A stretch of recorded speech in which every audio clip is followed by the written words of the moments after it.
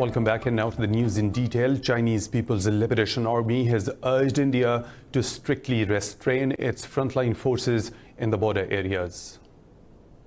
In a statement, the Western Theatre Command of PLA said Delhi's provocative actions on Monday led to clashes in the Galwan Valley. The PLA spokesperson urged India to return to the right track and properly manage disputes. He said the valley has always been Chinese territory and Indian troops seriously violated the agreements on border issues. Chinese Foreign Minister spokesman Zhao Lian said it does not want to see any more clashes on the border with India.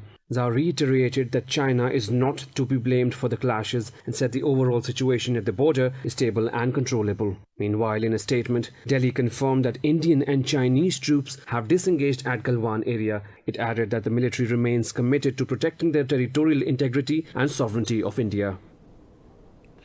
People's Liberation Army's Tibet Military Command has conducted joint exercises in Yancheng Tangula Mountains. This comes after 20 Indian soldiers were killed in a clash at the Ladakh border on Monday. The drills were conducted at an elevation of 4,700 meters and featured long-range artillery systems, ground-to-air missile systems, and special operative forces.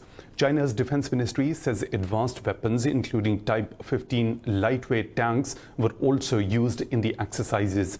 Army aviation troops, electronic countermeasure forces, and engineering and anti-chemical warfare troops also joined the exercises. The drills simulated a strike operation on hostile hubs from multiple dimensions and trained the high elevation troops' joint operation capabilities.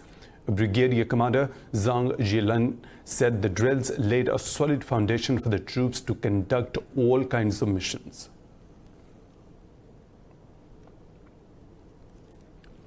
UN Secretary-General Antonio Guterres has expressed concern over reports of violence at the line of actual control between India and China. Guterres has urged both sides to exercise maximum restraint. Eddie Kaneko, the associate spokesperson for the UN Secretary-General, said there are positive reports that the two countries have engaged to de-escalate the situation. Meanwhile, Pakistan's Foreign Minister Shah Mahmood Qureshi said Hindutva ideology is to be blamed for the current conflict. Qureshi said Beijing tried to resolve the border dispute, but Delhi continued constructions in the disputed area. He said both China and Pakistan are opposed to India's illegal annexation of Kashmir in August last year. Meanwhile, Washington says it is closely monitoring the dispute. In a statement, the State Department said it supports the desire to de-escalate expressed by both India and China. UN Chief Antonio Guterres has shown concern over the child casualties in Indian-occupied Kashmir. In a report, Guterres called upon the Indian government to take preventive measures to protect children by ending the usage of pellet guns. The report said the United Nations has verified the killing of 8 children by Indian troops in the occupied valley. It also urged the Indian government to immediately release 68 children which were detained by occupation forces. The report said that the UN has verified over 25,000 grave violations against children globally from January to December 2019. Pakistan has recorded its highest one-day deaths by the COVID-19 as 136 people lost their lives. The death toll has now risen to 2,975. The Health Ministry says more than 5,800 cases were reported in the last day. The number of total infections has now crossed 154,000. Officials said more than 58,000 patients have recovered so far, while there are over 93,000 active cases in the country. The ministry said Punjab province has reported more than 58,000 cases and Sindh has recorded more than 57,000. There are some 19,000 infections in Khyber Pakhtunkhwa and more than 8,000 in Balochistan. The capital Islamabad has reported over 9,000 cases, while Gilgit-Baltistan and Azad Jammu and Kashmir have reported nearly 1,900 cases. Brazil has registered a record 34,918 COVID-19 cases in a day, while nearly 1,300 people died as the country's death toll crossed 45,000. While in the US, 840 more people have lost their lives in the past 24 hours as the toll surged to nearly 117,000. Meanwhile, the global COVID-19 death count has crossed 441,000 with more than 8.1 million infections. More in this report. As COVID-19 cases soar, the US has now lost more lives to the new coronavirus than the American deaths toll in World War I. In China, Beijing has shut all schools and cancelled over 1,200 flights amid fears of a second wave. The situation of the outbreak has become extremely severe. Therefore, under the guidance of the expert team from the National Health Commission, we have recently organized experts to assess the development of the outbreak. According to the leading group for COVID-19 prevention and control in Beijing, we, after applying for approval in line with procedure, decided to raise the emergency response in Beijing from the 3rd level to the 2nd level, starting from this moment on June 16th. In Europe, most of the countries have begun to ease lockdown restrictions and establish travel corridors. The UK's Prime Minister Boris Johnson says London seeks unrestricted travel to Spain and France as soon as possible. Just to say, obviously, I'll be talking to Emmanuel Macron about all sorts of ways in which we can bring our countries together, making sure that we eventually will be able to travel freely to and from each other's countries. Same goes obviously for Spain as soon as we can. The reason for having the quarantine system is very simple. It's we don't want to re-import the disease. Meanwhile, New Zealand has deployed military to oversee the quarantine facilities and strengthen border checks after 2 new cases. This case represents an unacceptable failure of the system. It should never have happened, and it cannot be repeated. From the beginning, we have taken an extraordinarily cautious approach at the border. That is why we have required every returning New Zealander to go into a facility that we manage. Meanwhile, Mexico has reported almost 4,600 new infections along with 730 fatalities in past 24 hours. In Honduras, President Juan Orlando Hernandez has been diagnosed with the coronavirus. Kabul says 12 members of Afghan National Defense Forces have been killed in Taliban attacks in the country's northern Jowzjan province. A spokesman for Jowzjan governor said 5 others were wounded in the attack on 2 security checkpoints in Akcha district. He said 5 Taliban fighters were also killed and 10 others wounded in the clashes. The spokesperson said the Taliban have also taken 4 security personnel captive. The Taliban have neither confirmed nor denied the raids. The Taliban say they have released 3 more Afghan soldiers in Kabul and Helmand provinces. Taliban spokesperson Suhail Shaheen said the wounded soldiers were set free on humanitarian grounds and as a goodwill gesture. In a tweet, Shaheen said the freed soldiers were sent to their families for medical treatment after giving them the usual assistance. The Taliban and Kabul administration agreed to free each other's prisoners under the Doha peace deal in February. Meanwhile, the US, Russia and Afghan government expressed satisfaction over the release of inmates to kickstart the intra-Afghan negotiations. North Korea has rejected South Korea's offer to send special envoys to ease escalating tensions and vowed to redeploy troops on border areas. North Supreme Leader Kim Jong-un's sister Kim Jo-young said Pyongyang has flatly rejected the sinister proposal. She also accused South Korea's President Moon Jae-in of being an American puppet and blamed him for failing the 2018 pacts. Meanwhile, South Korea's President Moon Jae-in has met with a group of former unification ministers to discuss the latest escalations with North Korea. Earlier, Seoul slammed the criticism directed at Moon, while the military has warned Pyongyang of stern response if it resorts to military action. In a statement, Seoul's Joint Chiefs of Staff said Pyongyang will pay the price if it impedes 2-decade-long efforts for peace in the Korean peninsula. The statement came hours after Pyongyang said it will redeploy troops to Mount Kumgang and Kaesong near the border. Meanwhile, the US urged North Korea to refrain from taking further counterproductive actions after it blew up a liaison office over anti-Pyongyang leaflets.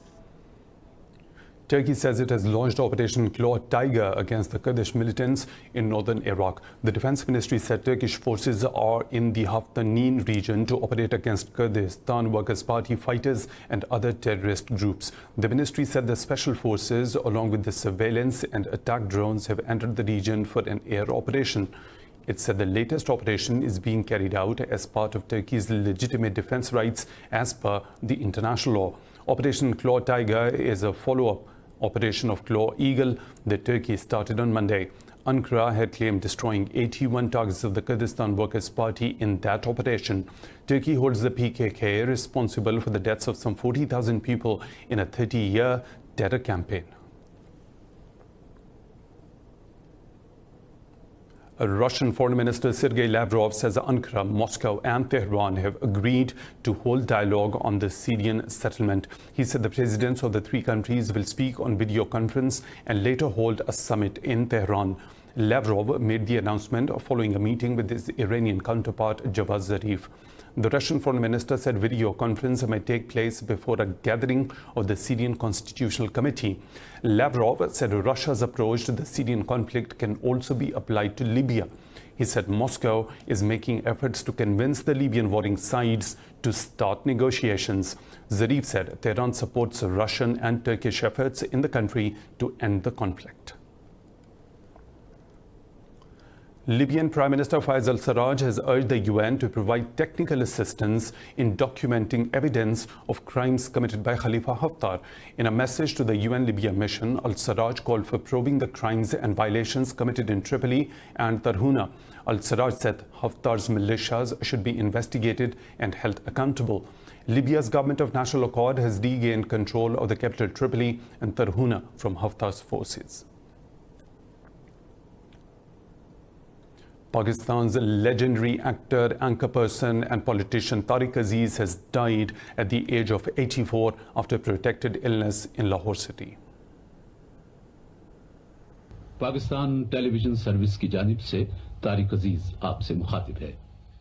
Tariq Aziz was the first male television announcer of Pakistan's history. He hosted the longest-running live quiz show in the country's history by the name of Nilam Gar and later Tariq Aziz Show. The show was first aired on Pakistan television in 1974. Aziz also acted in films and dramas and also presented news for some time. The legendary artist also worked for Pakistan Broadcasting Corporation and was considered a maestro voiceover artist. Prime Minister Imran Khan, politicians, showbiz industry notables, and his massive fan base have mourned the death of the legendary artist. Aziz was also elected as a member of Pakistan's National Assembly in 1997. He was bestowed upon with Presidential Pride of Performance Award in 1992 for his invaluable services. It's a time for a short break. We'll be back with more stories. Stay tuned.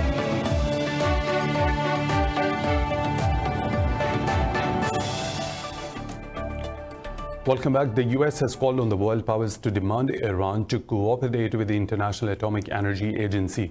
In a tweet, Secretary of State Mike Pompeo said Iran's unprecedented obstruction is deeply concerning and unacceptable. Pompeo's remarks come after the Atomic Agency expressed concerns of Tehran's denial of giving access to its nuclear sites. The agency called on Iran to cooperate immediately with the forum. Meanwhile, U.S. envoy for Iran, Brian Hook, has called for an open-ended arms embargo on Tehran. He said Washington believes an extension of arms embargo should be done indefinitely without a fixed date.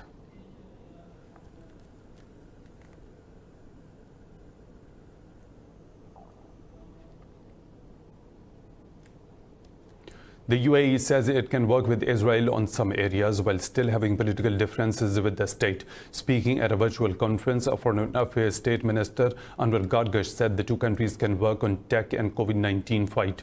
Gargash said communication with Israel was important and will yield better results than other routes taken in the past. He said the UAE is against any annexation as being proposed by the Israeli government.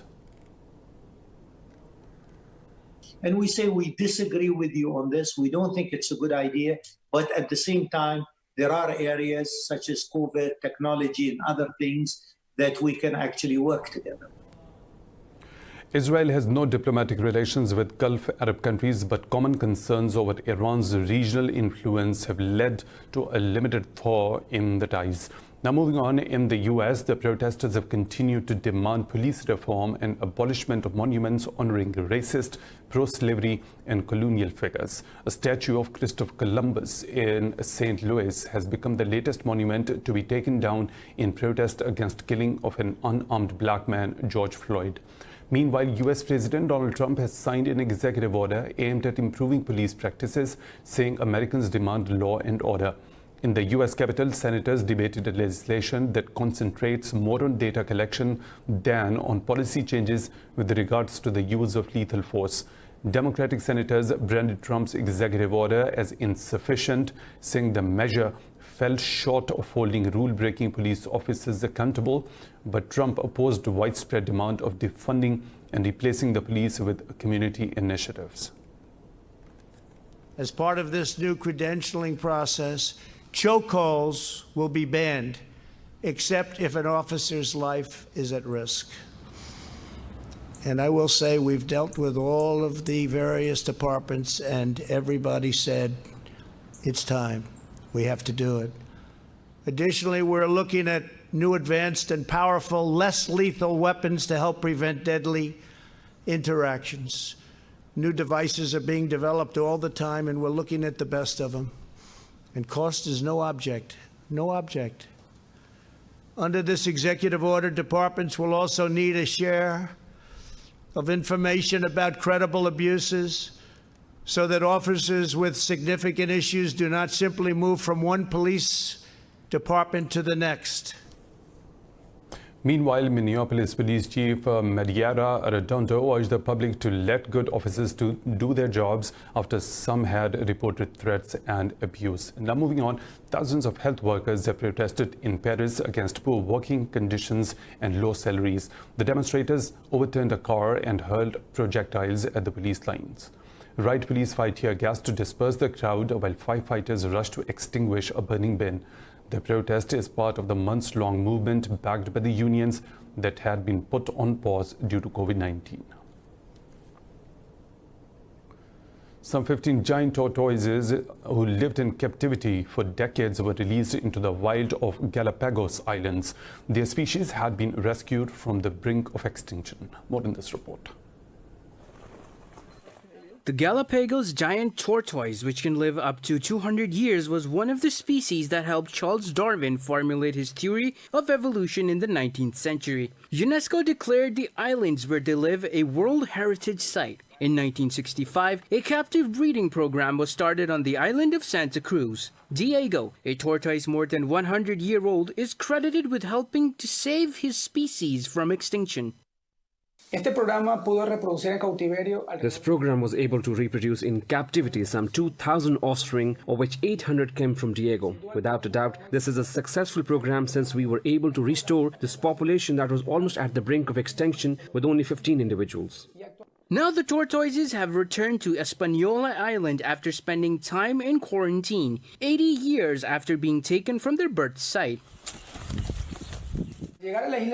Upon arrival on Hispaniola Island, the tortoises were taken 2.5 kilometers by the rangers, and once they arrived at their release site, the rangers and scientists observed the tortoises' initial behavior. It's worth noting that all the tortoises have a satellite tracking system which allows us to remotely monitor them during the adoption period, which will be approximately 6 months, after which time we'll return to Hispaniola to perform the first ecological monitoring to understand the tortoises' behavior on site.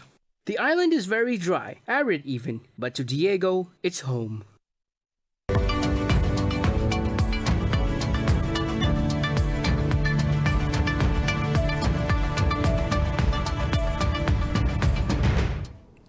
IMF chief economist Geeta Gopinath says both advanced and emerging market economies will be in recession in 2020. The global economy is on track for a more significant contraction than the International Monetary Fund estimated back in April.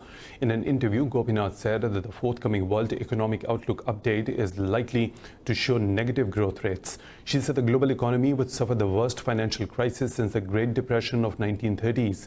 The fund also said the current crisis is unlike anything the world has seen before. European stock markets are trading higher amid hopes of economic recovery after the US Federal Reserve announced stimulus measures. Investors are also showing optimism over the successful results of a life-saving drug for COVID-19. CAC 40 in Paris has gained nearly 1%. London's FTSE 100 is trading 0.75% higher as British energy company SSC stocks climbed 9%. Frankfurt's DAX has gained over 0.5% as German national carrier Lufthansa stocks jumped about 5.5%. In Asia, Nikkei 225 dragged down the trend, closing over 0.5% lower.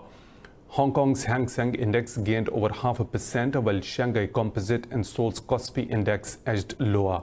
Meanwhile, international benchmark Brent crude oil has gained nearly 1% higher, parting early losses.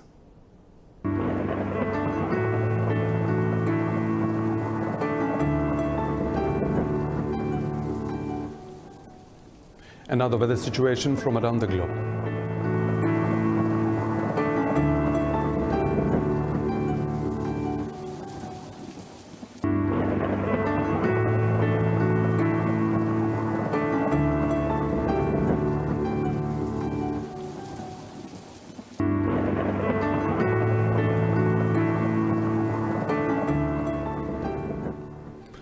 And that's all for now. With the latest updates, you can follow us on social media at Indus News.